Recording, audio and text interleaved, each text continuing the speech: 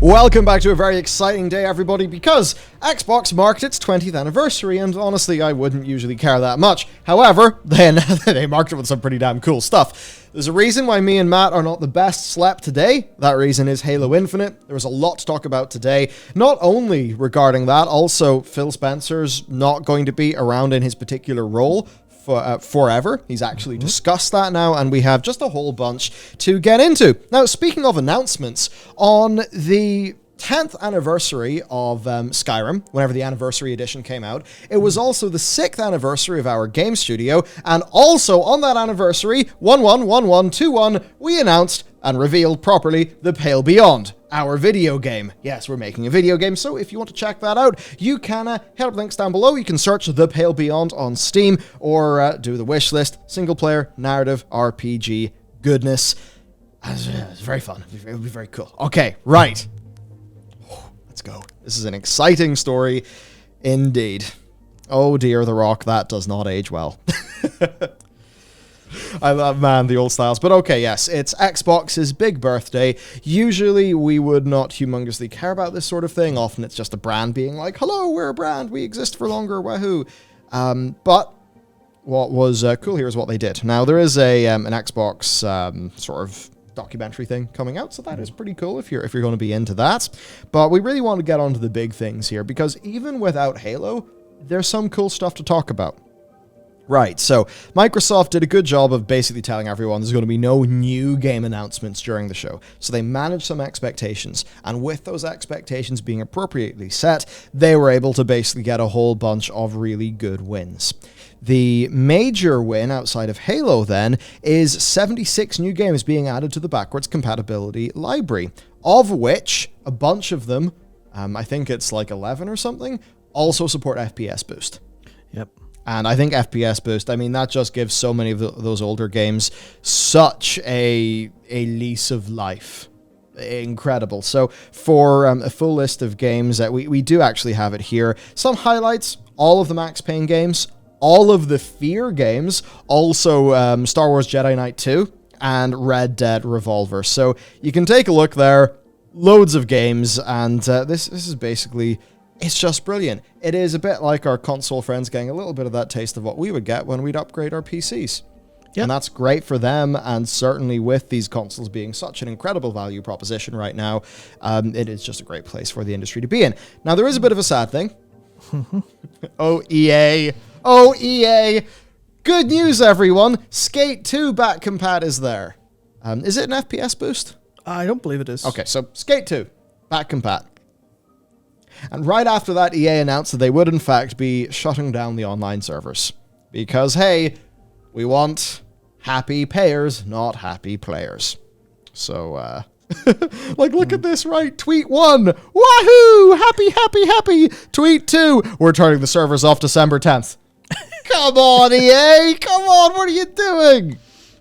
Yeah, so... 76 games, 11 support FPS boost. Microsoft also be adding FPS boost to 26 existing backward compatibility games. So, likes of these, Alan Wake, Assassin's Creed, Binary Domain, Darksiders, Dead Space, Dragon Age, Oblivion. This is great. I have a character called Oblivion in Oblivion on the Xbox for Girlfriend's Apartment. Now I can play that game at 60 FPS. Yeah, no, I'm genuinely amazed at this, because obviously there's a lot that is cool, but like Fear, as an example, Fear is an incredible game. Oh, yeah.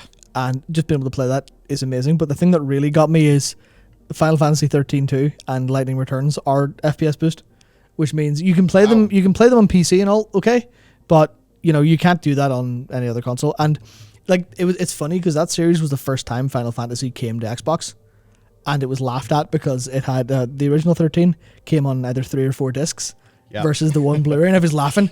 Now however many years later, like 13, 14 years later, Xbox are now basically laughing the other side, because if you bought FF13-2 or Lightning Returns on PS3, you can eat shit according to Sony, but for Xbox you can play them at 60 FPS, which is insane. So this is all fantastic stuff. A lot of this will make Microsoft a little bit of money, but you can see how it's not a big money-making scheme, is it? It's making money by making your platform better, making people just be happier to be there. This is perfect. This is exactly what we want. So we absolutely praise them for that. And let's talk about the big thing. The rumor mill was going mad over the weekend. And then finally, it happens. Halo multiplayer came out yesterday. And, it was an interesting time. It was an interesting time because it came out, and for the first period of time, it was a 11 megabyte blue box. Game stub window. Yeah, it was game stub window. Fantastic. Fantastic. As far as game stub windows go, one of the best. So after all of these initial sort of quibbles were worked out, the game was live everywhere. And what's really fun now is, of course, we can actually get the Steam numbers. Yep. We really can do a whole bunch. The announcement was very cool. They did like a big orchestral arrangement. They dropped their trailer and bam. So this is the Steam download bandwidth usage. Can you tell when this happened, everyone? And this could be even bigger because at least in that first period of time, I was trying to download it because I have Game Pass for PC. Yeah. I was trying to download it with the Xbox app. Of course, I was just getting GameStop window. Yeah. On Steam, the download was working fully correctly.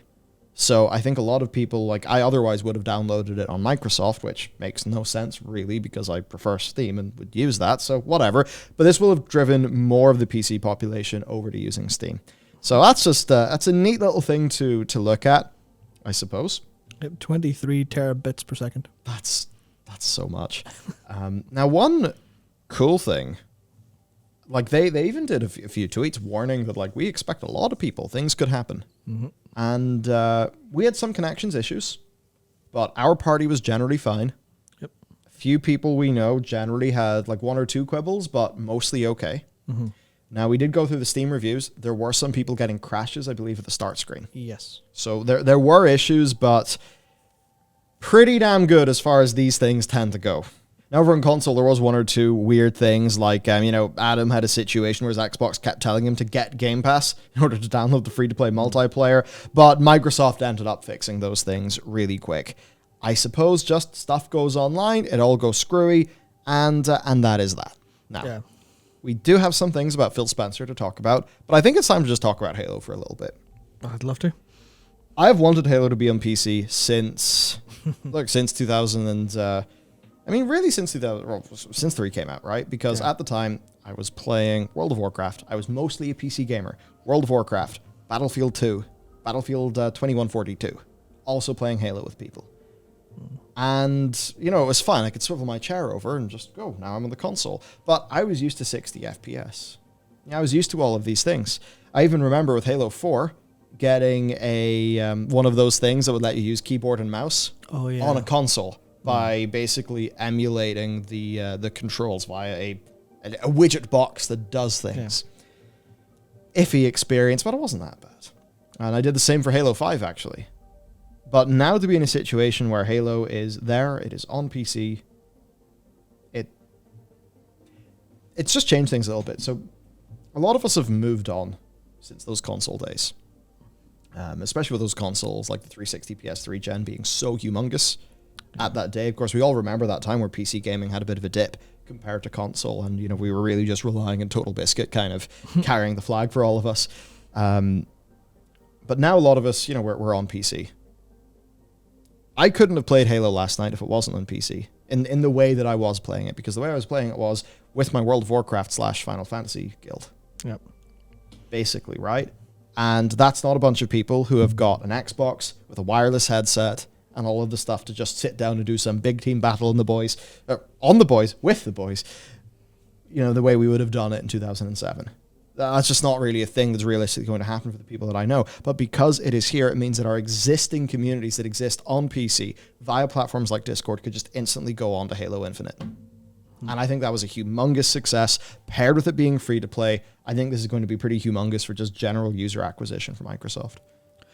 Yeah, it's the general growth of how the party we had just kept growing because there were more people in a Discord channel than usual. And obviously, because Discord lets you stream what you're playing, I was just streaming, Halo to whoever was there. And then we had someone who I had never really considered much of a FPS player just hop in to join us for a bit. Obviously, you came in, then Connell joined in as well. And before long, we're like, okay, well, we're going to have to move to full team battle or big team battle because we've got 5 instead of 4. And I was like, this is genuinely kind of unprecedented for how we've experienced that overall. And it was all just because existing Steam friend network, existing Discord friend network, they actually have it wasn't working for me, but they have in the party finder, on PC, it'll find your Xbox friends by default, of course, but it'll also there's also an option to open the Steam overlay and to also invite Discord friends straight to game. And that one wasn't working, but it's like the fact that this is everywhere for everyone is just a prime example of their entire plan working. Yeah, their whole strategy. Yeah. Their whole strategy has worked just perfectly with this. And this whole thing was so well orchestrated as a surprise for social spread. Yeah. In and around, so if you look at the people in our office, we're all roughly mid to late 20-somethings. Mm-hmm. Verging a little bit more in late, unfortunately. And that all means we were playing, some of us Halo 2, almost all of us Halo 3. And seeing, Matt messages me on Messenger. I go through that door and I say, Thomas, Ethan, Halo Infinite is out now. Ethan then gets in his car, drives home, picks up his PC, takes it back to the office to avail of the faster download speed. Nice. And he probably tells all his friends. They did such a damn good job of orchestrating that thing as a surprise. Yeah. Even though some of us were clued in and knew the rumors and kind of expected it. Yeah. Smart. That surprise thing with the rumors, I actually don't even think... Okay, it definitely ruined it for some people, but I think it would have been horrible if it wasn't there, but it was. So the people who were clued in were like, oh yeah, there's a pretty good chance Halo's in, which drew viewership, I think, to the event overall. Because otherwise they were like, there's no announcements, so... if you're not interested, there's no point in watching. It's just a little celebration. I guess it provided a seed audience. Yeah. Yeah, which then meant they announced it for real. And I was like, oh shit, hang on, this is actually... Everyone was right. So I don't know if I don't know if it hurt. I think it actually ended up helping a little bit, the people leaking it out. Although I do remember it was very close to not happening. I can't remember who it was said. It was one of the producers for 343 or for one of the lead Xbox people were supposed to be at a show on either Saturday or Sunday, like a live thing, and they had to pull out the last second, but they didn't say why. GameStop window? And apparently it was that. Apparently it was some issues cropped up that made them almost miss it. Wow. But they actually persevered and went ahead anyway. And you're like, it's such a great event, especially when it's just Halo Infinite multiplayer is free. Like, there, here you go. Here's the new Halo game. It's out today. There's a downside to the free, which we will talk about. Of course. One thing, it's very good that this did not coincide with Endwalker, which it was going to. Of course, yeah. It's very good for our group of people. Yeah. For the actual game itself, if I was to quickly summarize my feelings for everybody, I know there's some people who are not the biggest fan of some of the changes they've made. Honestly, for my engagement of the game, fucking perfect. Absolutely. I'm sure I will find little quibbles as time goes on. At this stage, I've tried all the weapons. I have very much enjoyed all of the different weapons. I think there's a lot of baseline dependable ones and a lot of crazy unique ones that are just really, really, really fun. When it goes onto the vehicular gameplay, it's Halo vehicular gameplay. It just works. It is so much fun. The maps so far, I've not been able to get the best read on them. I will say that I have enjoyed every map quite a bit, and I haven't had any of that telltale, oh, this map's really, making me angry. Now, on performance, I think we had it slightly varying between the people in our team. I was surprised at the frame rate that Connell was getting.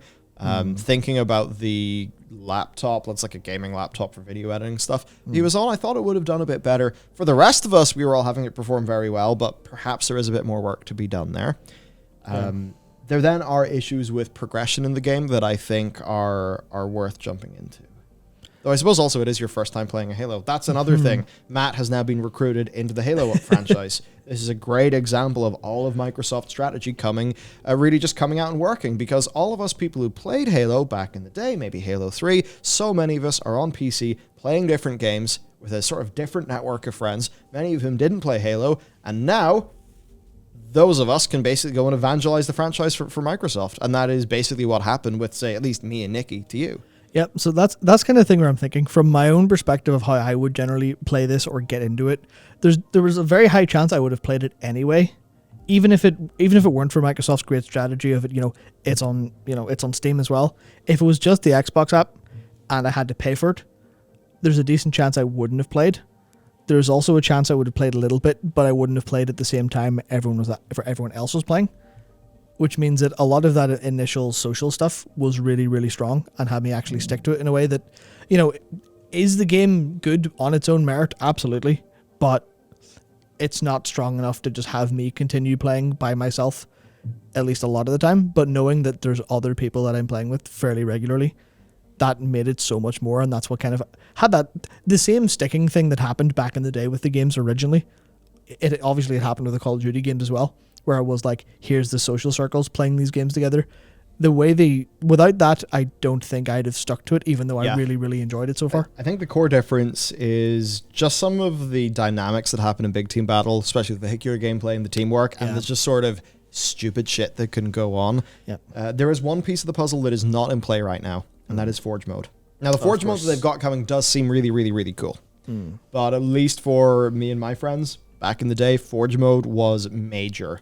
Some of it, us doing Forge mode, other just playing game modes like Fat Kid and the various things that existed that were really good. So it is all quite fascinating. Now, for the downside, there's the Battle Pass. And it's quite funny that we're now in a world where people are going around ridiculing Battle Passes for, maybe not being rewarding enough, not really feeling like you should even bother purchasing it.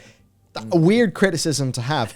But you can see how the free-to-play has had its tremendous upsides. I think we've already talked about that. The downside, though, the granularity of how I customize my character.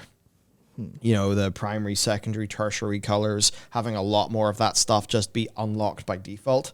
Now, that you don't have a big list like I went on to the armor to see what was up, and a lot of it either is on the store, but not on the store right now and just says coming soon, or it is on the Battle Pass.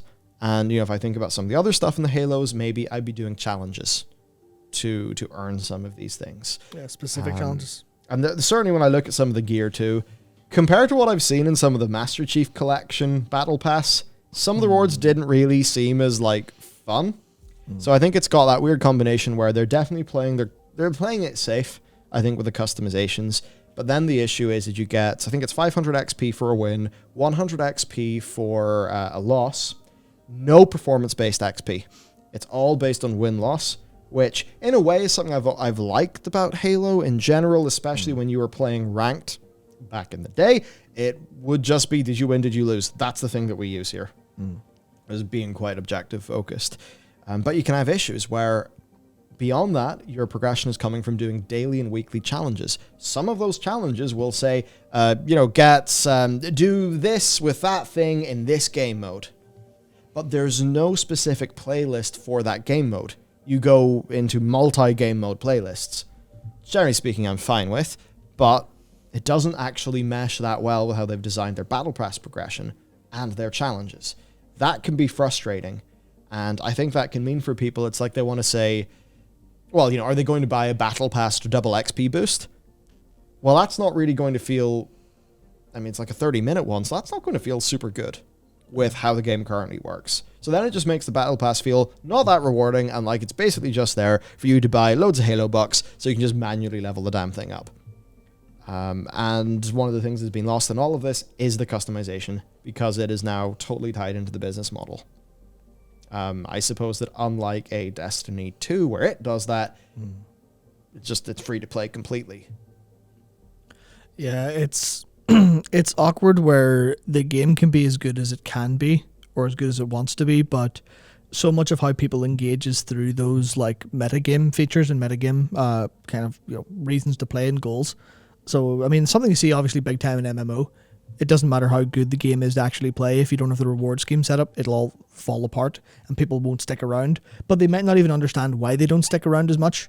It's this kind of nebulous thing of there's that little spark in your brain that's not been flicked correctly. That's the unfortunate thing about modern design, isn't it? Yeah, and I think that's one of the things where this could very much get wrong. But obviously, it's very easy to just sort of ignore that. Yeah. While you're playing, but I think once you kind of, it's a thing that really annoys me about all of modern design. It's that unconscious what you're going to play, because obviously if you want to have fun, you go home and you open up Halo, you play away if you like it, or you play whatever other game you like. But there are so many extrinsic reward loops that kind of kidnap your brain. You're like, oh well, you know, me for example, do I go home and play Halo for no reason because the customization loop doesn't feel that good? The battle pass stuff, I don't really care too much about that. Or do I go play, you know, FF14 because I've got a character to level, or I've got a job to level rather? And it's like, that's not a logical process entirely. There's all the unconscious little things of, oh, but number go up, go get the number up, as opposed to the one that's more fun. And I feel like it's good. They're going to miss a trick and I think this is why a lot of those old games old style games don't really get quite as much leverage as they used to, because they're fighting in the same battlefield as all of these psychological warfare games in a way. And I think they really need to be careful to fix these issues up and hone them in. And I also think they need to be very careful with the store in general, in terms of what goes on the free battle pass, what goes on the premium battle pass, and what goes on the store to buy. They have to be very careful with that. I can say what I definitely want as a player here. I'm okay for them to do their store and all of that, because basically if Halo Infinite multiplayer being fully free to play means that it's now a far more viable game and there's more Halo going on and I can play that Halo, then I'm happy, because that's the experience that I want. However, I want to see what ranked rewards can be. I want prestige-based cosmetics. Even playing StarCraft 2, whenever you ascend and you get a new like little emblem thingy for your character, because you've went up from gold 2 to gold 1, from gold to platinum, you went up the leagues, you get a cooler icon. I want to see things like that happen. I want some things that just say, hey, that player, they've played ranked, they've got good, here's the thing they have to show for it, instead of it all just being store and what I would call time sync based progression. I'm not interested in time sync based progression or the rewards attached to it. I'm interested in prestige based progression and things that I can earn rather than get for putting my time in. I suppose the big weighting of wins in Battle Pass progression is certainly, I would be generally a bit more pro that, but maybe I'm just a bit of a sort of dickhead sweaty gamer. Let's see. But I think for Season 1, which lasts until around March? May.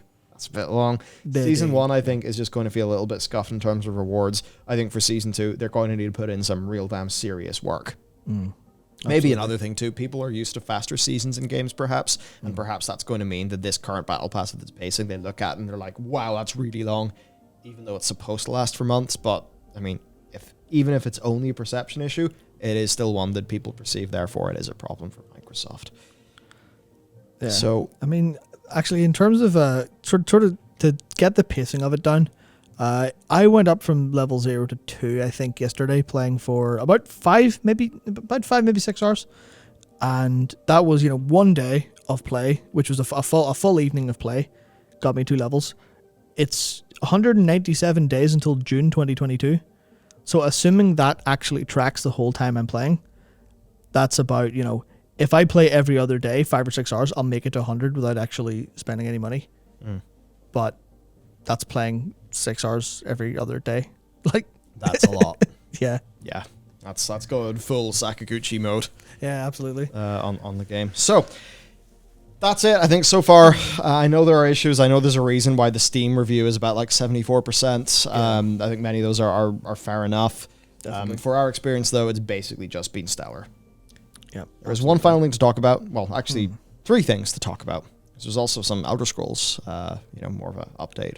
Yeah, it was well. Yeah, timed with the whole. Hey, this is Xbox Day. This is the 20th anniversary of Xbox. They timed a whole wave of Phil Spencer and other Xbox staff interviews coming through, and there's just a little bit of take out of them. Yeah, so Phil basically was talking about how Microsoft have been encouraging him to think about a successor. Now this is this isn't just like that Satya is sitting behind him with a gun to his head or anything. I think it's just evidently Phil Spencer has played a pretty key role in driving the modern way that Microsoft does things in the post-Don Matrick era.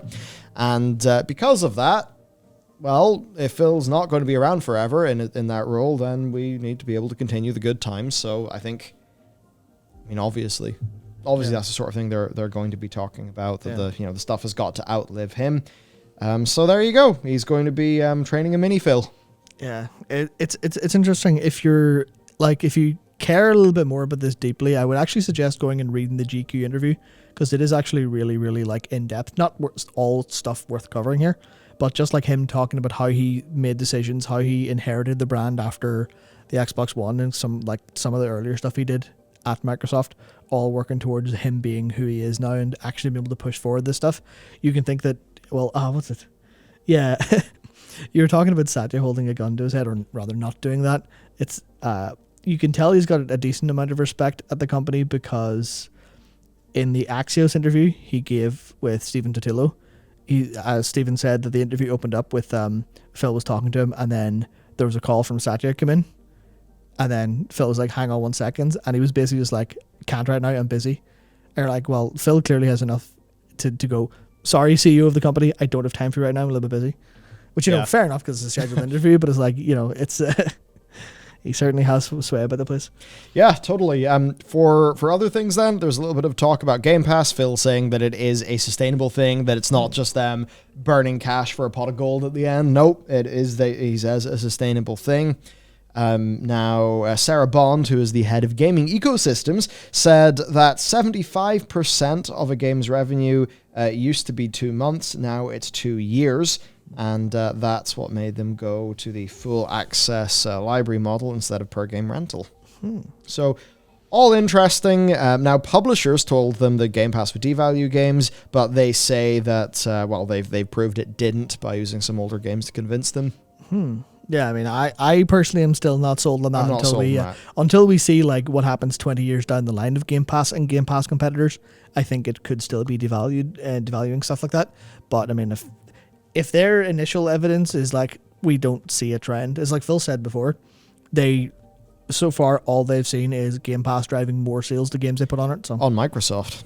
On Microsoft, yeah. The other thing I would think of then is, you know, sometimes you open up that PlayStation store and, you know, you look at Final Fantasy VII Remake Intergrade, you see $69.99, you kind of go, that's a lot of money. And then you think about what the value proposition is over with Team Green. Yep, that is something that's actually hit me specifically this week, because well, in this country we got a local spend bursary of £100 to spend like locals places, and I was thinking, should I just go and buy Ghost of Tsushima in game locally? And then I thought, £70, that's a lot of money. Yeah. I bet that game is fantastic on PS5. Yeah, you actually know. But I'm just like, Halo's free. Yeah, like Ghost of Tsushima is absolutely worth £70. Yeah. Like, it totally is, in my view. Yeah. Absolutely, yeah. Great game. Everything's great. It's totally worth that price. But, you know, maybe it's Microsoft just playing a bit of that corporate jiu-jitsu with Sony. Now, speaking of, this is less corporate jiu-jitsu. This is more of a, you know, a corporate gut punch. Just talking about exclusivity. Now, they say it's not about taking away from other platforms or punishing Sony. Now, that being said, the next Elder Scrolls game is not going to be on PlayStation for, you know, obvious reasons. For obvious reasons. In his eyes, Xbox is the whole experience. Live, Game Pass, cloud gaming, friends list, save states. It's not about publishing any other platform. Like, I fundamentally believe all the platforms can continue to grow, but in order to be on Xbox, I want us to be able to bring the full, complete package of what we have. And that would be true when I think about Elder Scrolls 7. 6. Elder Scrolls 6. 7. Presumably 7 as well. I'm not wrong. Yep. That would be true, and I think, many of our other franchises. And look, even if the next Elder Scrolls was to release on the PlayStation, it's going to be like that versus £1 free trial of Game Pass. I'd say very, you know, I'm pretty sure it's not going to be on PlayStation. No, I mean, there's that won't be a thing. But even if it was, the value proposition is still strong enough. But yeah, I mean, it's going to be rough for Sony when you think about how many people love Elder Scrolls games, and you won't have the next one.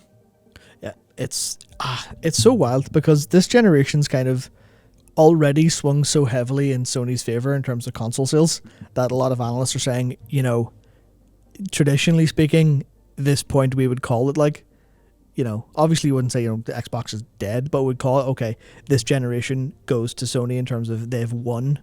Obviously, you know, Xbox can still win slightly less, It's not a binary thing, but at this point, it's harder to say, just because the weight of all of these things have yet to actually come to bear. Where in the PS3 era, that the PS3 or the Xbox 360, that decided the fate of games on the platform. But with Xbox's strategy, it doesn't anymore. Especially when they start to do cloud stuff. Not that we're entirely sold on that, but at the same time, if you have people in, I guess India, because I think they talked about that as like one of the big markets they want to kind of move into with mobile stuff. The people in India are not going to have PS5s sitting around to play whatever big blockbuster game. But if they're allowed to experience a fraction of what we think the Elder Scrolls 6 is like, or Starfield is like, on their phones, then... Yeah, and that's where it's important. Like, I think people maybe don't know. If you look at PUBG India, that's like its own version of PUBG, and it has an insane amount of users. Yep. Massive.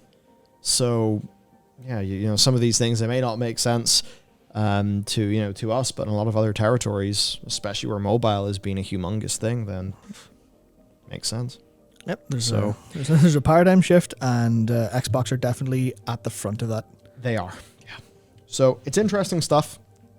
Halo's back. I can play big team battle with my friends, and then we can hop into ranked and learn how to hate each other. Suffice to say, I could not be happier about this. Mm-hmm. So there we go. That is it for the video. If you would like to check out our video game, then you can check out those links down below. Some single-player narrative RPG goodness. Also very snowy. Some survival fun. So you can check that out down below. Thank you for listening. Let us know what your Halo experience has been, and we'll see you next time.